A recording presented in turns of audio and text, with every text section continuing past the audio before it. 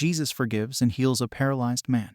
Jesus stepped into a boat, crossed over, and came to his own town. Some men brought to him a paralyzed man lying on a mat. When Jesus saw their faith, he said to the man, "Take heart, son, your sins are forgiven." At this, some of the teachers of the law said to themselves, "This fellow is blaspheming." Knowing their thoughts, Jesus said, "Why do you entertain evil thoughts in your hearts? Which is easier, to say, 'Your sins are forgiven,' or to say, 'Get up and walk'? But I want you to know that the Son of Man has authority on earth to forgive sins." So he said to the paralyzed man, "Get up, take your mat and go home." Then the man got up and went home. When the crowd saw this, they were filled with awe, and they praised God, who had given such authority to man.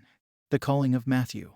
As Jesus went on from there, he saw a man named Matthew sitting at the tax collector's booth. "Follow me," he told him, and Matthew got up and followed him. While Jesus was having dinner at Matthew's house, many tax collectors and sinners came and ate with him and his disciples. When the Pharisees saw this, they asked his disciples, "Why does your teacher eat with tax collectors and sinners?" On hearing this, Jesus said, "It is not the healthy who need a doctor, but the sick. But go and learn what this means. I desire mercy, not sacrifice. For I have not come to call the righteous, but sinners." Jesus questioned about fasting. Then John's disciples came and asked him, "How is it that we and the Pharisees fast often, but your disciples do not fast?" Jesus answered, "How can the guests of the bridegroom mourn while he is with them? The time will come when the bridegroom will be taken from them, then they will fast. No one sews a patch of unshrunk cloth on an old garment, for the patch will pull away from the garment, making the tear worse. Neither do people pour new wine into old wineskins. If they do, the skins will burst, the wine will run out, and the wineskins will be ruined. No, they pour new wine into new wineskins, and both are preserved." Jesus raises a dead girl and heals a sick woman.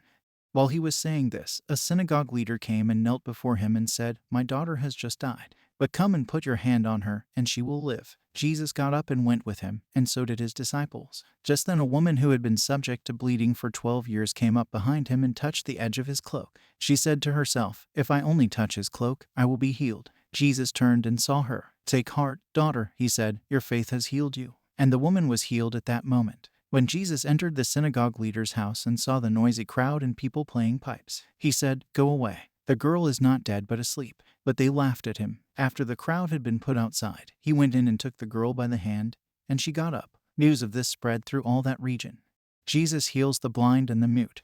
As Jesus went on from there, 2 blind men followed him, calling out, "Have mercy on us, Son of David." When he had gone indoors, the blind men came to him, and he asked them, "Do you believe that I am able to do this?" "Yes, Lord," they replied. Then he touched their eyes and said, "According to your faith let it be done to you," and their sight was restored. Jesus warned them sternly, "See that no one knows about this." But they went out and spread the news about him all over that region. While they were going out, a man who was demon-possessed and could not talk was brought to Jesus. And when the demon was driven out, the man who had been mute spoke. The crowd was amazed and said, "Nothing like this has ever been seen in Israel." But the Pharisees said, "It is by the prince of demons that he drives out demons."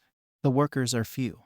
Jesus went through all the towns and villages, teaching in their synagogues, proclaiming the good news of the kingdom and healing every disease and sickness. When he saw the crowds, he had compassion on them, because they were harassed and helpless, like sheep without a shepherd. Then he said to his disciples, "The harvest is plentiful, but the workers are few. Ask the Lord of the harvest, therefore, to send out workers into his harvest field."